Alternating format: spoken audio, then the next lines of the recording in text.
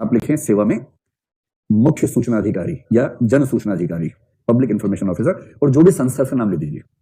मुझसे एक बच्चे ने पूछा कि सर मैं जिले में ये दिक्कत आ रही है, मैं कहां लिखूं? मैंने कुछ समझ में नहीं आ रहा ना, डीएम के नाम पे लिखो, सिंपल। सेवा में लोक सूचना अधिकारी, जिलाधीश कार्यालय, जिलाधीश, जिला डैश डैश डैश, वहां भेज दो सीधे। भेजना रजिस्टर पोस्ट से, ताकि प्रमाण रहे कि भेजा है। उसके बाद उनका हेडेक है कि सही पते पर पहुंच जाए, फिर आपका हेडेक नहीं है। इतना ही नहीं, आपको भेजना था मान लीजिए खाद्य और रसद विभाग में, भेज दिया सड़क विभाग में, तब भी दिक्कत नहीं है, तब भी उनका हेडेक है कि वो सही पते पर भेजें उसको। चिंता नहीं करनी है, बस कहीं भेज देना है। और सरकार को भेजना है, प्राइवेट को नहीं कि कौशल्या की माँ ऐसे करके भेज दिया, ऐसा नहीं, भेजना है किसी सरकारी कार्यालय को भेजना है। उसके बाद उनका हेडेक है कि वो सही पते पर उसको भेज दें, ठीक है। तो भेजा, पते कैसे लिखना है? सेवा में जन सूचना अधिकारी। उसके बाद लिखिए, महोदय मैं भारत का नागरिक हूं और सूचना के अधिकार अधिनियम 2005 के अधीन अपने अधिकारों का उपभोग करते हुए निम्नलिखित सूचनाएं चाहता हूं या चाहती हूं। पॉइंट पे लिखना, कंफ्यूजन नहीं करना है, वरना वो और कंफ्यूज कर देंगे आपको। नंबर 1, जैसे कोई सूचना मान लीजिए आपको सड़क के बारे में, आपको किसी ने बताया कि आपके घर के सामने सड़क बन चुकी है और आप घर के सामने खड़े, दिख नहीं रही सड़क आपको। सरकार कह रही कि बन चुकी 3 साल से, आपकी आंख खराब हो गई है और आप और पूरा मोहल्ला परेशान है कि दिख नहीं रही सड़क आपको। तो आपने कुछ नहीं करना, चिट्ठी भेजनी है केवल कि मैं जानना चाहता हूं कि क्या इस मोहल्ले के लिए कोई सड़क पास हुई थी। प्रश्न क्रमांक 1 ये है।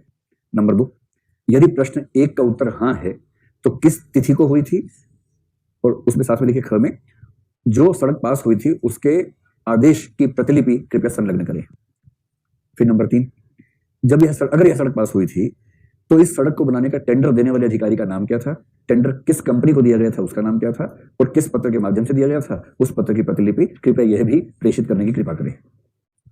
और नंबर 4, यदि सड़क बनाने में कोई अनियमितता हुई हो तो उस कर्मचारी के विरुद्ध क्या क्या कार्रवाई हो सकती है, कृपया उसका ब्यौरा भी दे। नंबर 5, उस कर्मचारी के विरुद्ध कार्रवाई करनी हो तो किस अधिकारी से संपर्क करना होगा, कृपया यह भी बताने की कृपा करें। ऐसे ये होती है वकीलों वाली भाषा। अब समझ गए बात को? एकदम क्लासिफाइड तरीके से 1 2 3 4 5 एकदम लॉजिकल फ्लो में, कुछ नहीं करना है। उसके बाद 10 रुपए का एक वो जो स्टाम्प ड्यूटी होती है वो पे कर दीजिए, उस पर टिकट चिपका दीजिए 10 रुपए की। और अगर भोकाल बनाना है तो बाई हैंड लेके आइए।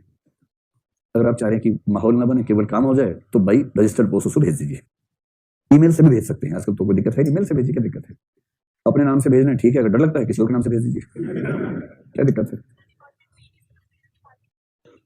आमतौर पे वो पूछेंगे नहीं आपसे क्या भारत के नागरिक है नहीं, अगर पूछेंगे तो बता दीजिएगा। जैसे कि ईमेल आईडी नकली बना लीजिए, अगर आप नहीं चाहते कि आपकी पहचान उजागर हो, नकली बना लीजिए। हाँ हाँ, आमतौर पे वो नहीं पूछते हैं। अगर कोई आप ऐसी इन्फॉर्मेशन मांगे जैसे उनको डाउट हो तो हो सकता है आपसे कहें कि नागरिकता का प्रमाण दीजिए, फिर हम सूचना भेजेंगे आपको, ऐसा हो सकता है। लेकिन मेरे अनुभव में है कि आज तक उन्होंने पूछा नहीं है, कभी भी पूछते नहीं है जनरली, जब तक इन्फॉर्मेशन सामान्य किस्म की है क्यों पूछें। जब आप ईमेल से भेजेंगे तो ईमेल एक एड्रेस ही तो जाएगा, हाँ उसमें एड्रेस देना पड़ेगा। अगर आप बाई हैंड बाई पेपर भेज रहे हैं तो एड्रेस देना होगा, और ये कहां जरूरी कि अपना ही देना होगा। अगर केवल दबाव बनाना है, किसी का नाम किसी का पता लेके भेज दो, और उनको सूचना कहीं ना कहीं भेजनी है, इसी में उनकी हालत खराब हो जाएगी। आपको ही भेजनी कहां जरूरी है, कहीं भेजनी है। मैनेज कैसे करते बताऊंगा आपको, मैनेज भी करते हैं वो लोग, कैसे करते बताऊंगा आपको, लेकिन इससे काम बड़े धूमधाम से होते हैं। मैनेज तो होता है केवल तब जब सूचना मांगने वाला डरपोक हो या एडजस्टमेंट में शामिल हो जाए। अगर वो ठान ले तो सरकार हिल जाती है इस मामले में। मैंने आपसे एक एग्जांपल दिया था ना एक बार, वो जो मुर्गा मार्केट या मछली मार्केट थी, कितना सिंपल एग्जांपल था। वो सिंपल सी लड़की थी, कोई उसकी बैकग्राउंड नहीं थी, केवल आरटीआई में उसने एप्लीकेशन भेजी, दुकानें बंद हो गई सारी की सारी। ऐसे कई केसेस हैं। खतरा भी होता है, आरटीआई एक्टिविस्ट पे खतरा भी आता है, क्योंकि बड़े बड़े संगठित गिरोह चल रहे हैं प्रशासन की दुनिया में, वो हिल जाते हैं। मैं कोई ये कहना मैनेज कैसे करते हैं, मैं कोई एग्जांपल लेके समझाता हूं मैनेज कैसे करते हैं।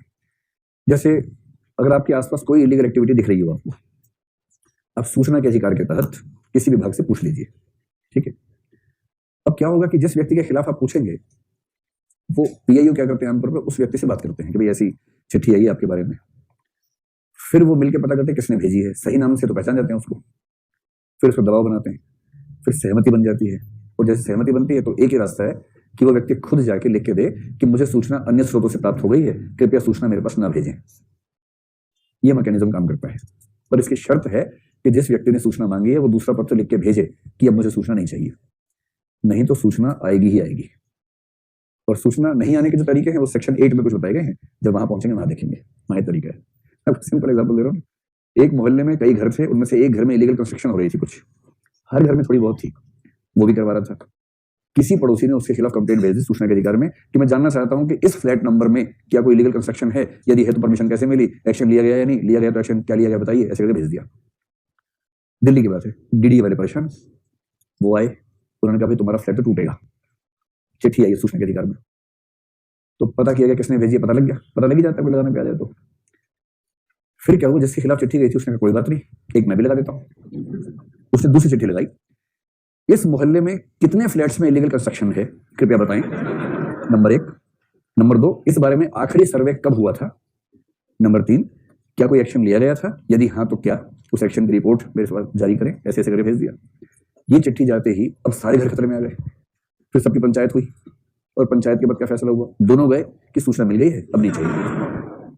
ये सब पब्लिक प्रेशर्स होते हैं जिन प्रेशर में लोग वापस हटते हैं। नहीं तो कानून बहुत ताकतवर है, अगर कानून का ठीक से प्रयोग किया जाए ताकतवर है। खैर लिखित हो सकता है,